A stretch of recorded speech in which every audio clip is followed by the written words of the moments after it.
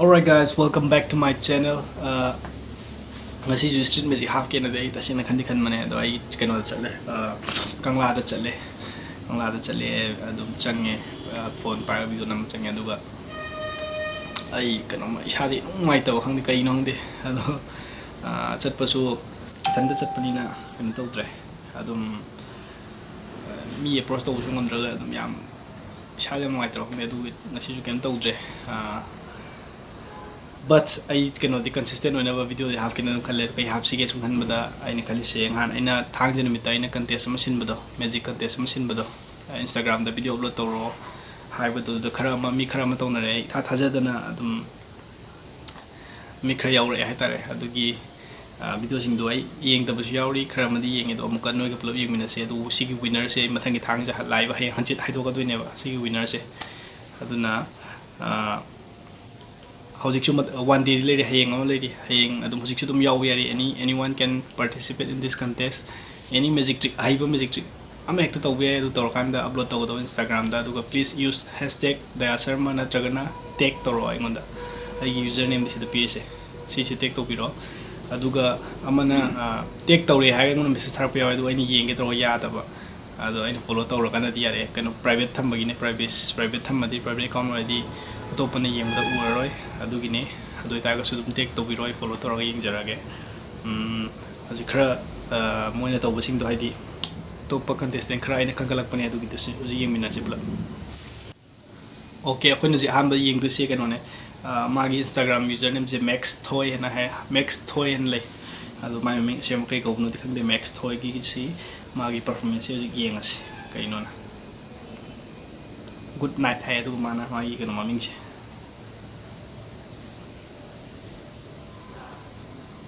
Kau ini mantu aja. Sections. Amko yang kau. Kau diamond 5 diamond lagi nampak itu sections. Tahu ni macam aku ini teman kere. Aduh teno space boleh. Tips ni kau. Hoi cuma apa saja itu sections tahu di mana. Amun ni set tahu lalu itu terus mana ni mai. Kau ini teman kere. Anyways, good try. Cast rose with wrong trick yang sih.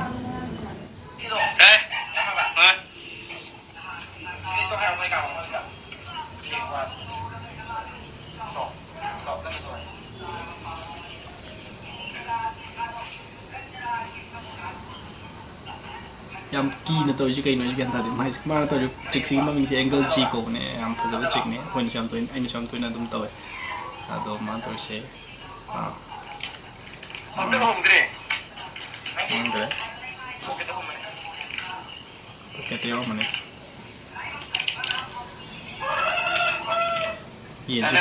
Iyan cukup ya.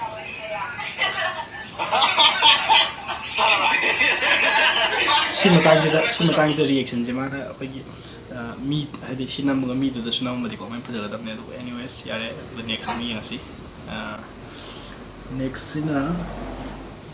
Next kisah money wang bam 8 hai magi Instagram username si video si yang ngasih money wang bam 8 hai Instagram username money wang bam 8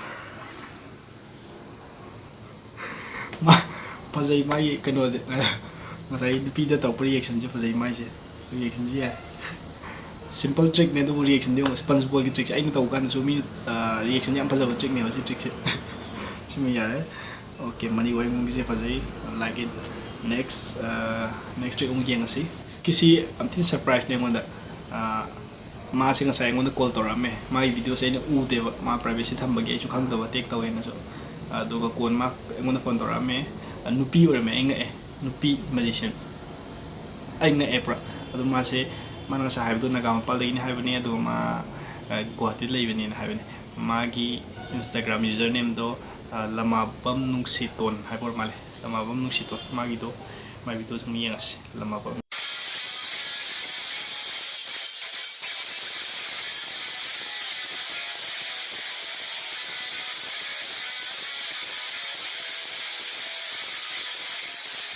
magi music siya mahawi mana paiba card se mark dekne wasi di card ke thoina lewi se ma khara serious oina tamak tawrge kale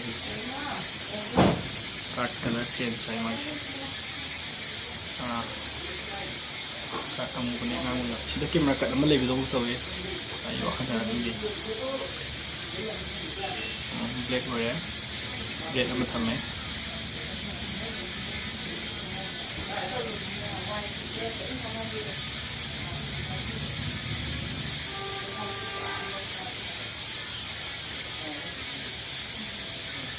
red one gray or sin lim na do Picasso hai do din style man to is boy how signing de da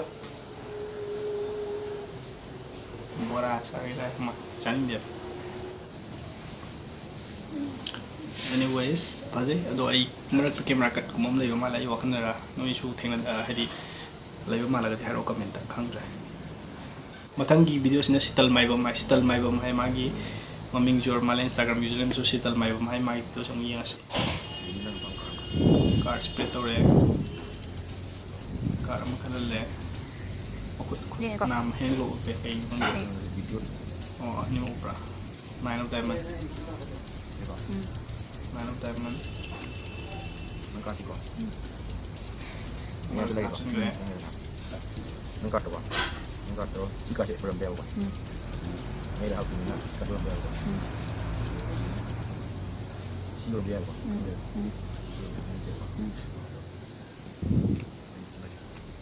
juga kau yang ai kan tadi kai mas nggak kok anak terus dia nak belum pulang ya kok Nate. Agak tahu yang sini kok. Kuat. Mereka Nine today.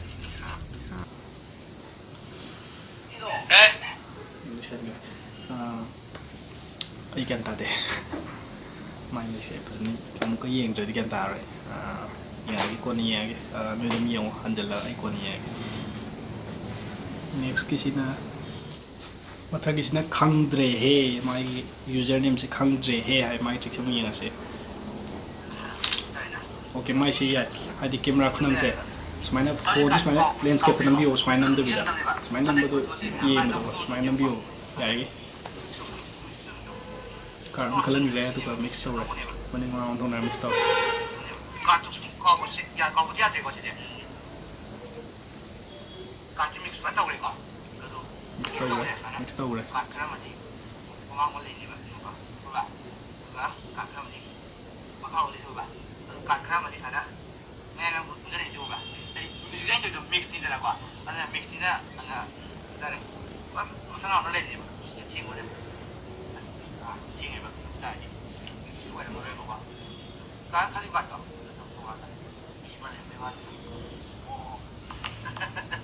sini kok saya betul.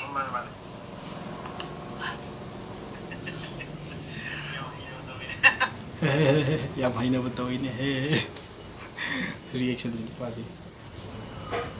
Lupa video mau yang sini last nih, sini ring magic challenge saya, kan siang tadi kan nih, mau live video tadi, kamu ikut terus kan aku punya suami alibam, nih anak kamu mana mana dance tahu punya, album cukup mana somaga, bikin cukup mana, masa kram pasar nih, atau mana aku NAMBOL lagi nih, mana nih jadi tahu jiks.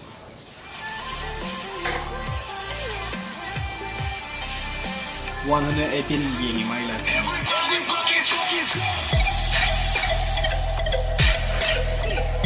Nay deh mah. Siring music saya ina siring music entah apa nih kok. Atau mah present tahu deh. Pas saya ngonin present tahu deh mah. Nay suami nang gieng tadi komentar mo. Anyways, si katanya hasil hoki video ina tinggal di situ pemain thak prakang dia itu hashtag Daya Sharma do use to biro na today khangari thiba duga na chagna take to biro ai ming direct ai Instagram username do only one day le hayeng le duga ai thang chen mit di winner announce to ni winner kana oi du na ju khang de na kana oi du mali comment haibiramo duga winner do ai ka same video ma da ai ka keno strict to na du ni channel thagal ka tu nei da adu winner ke mulap na le ga na kona aduga next amuk contest amam holdune Saturday dagi aduga adugi winner na amuk atopa gift kumba pbi any ai kona hairage dadi. Alright, that's it for today guys. Thanks for watching. I'll see you very soon.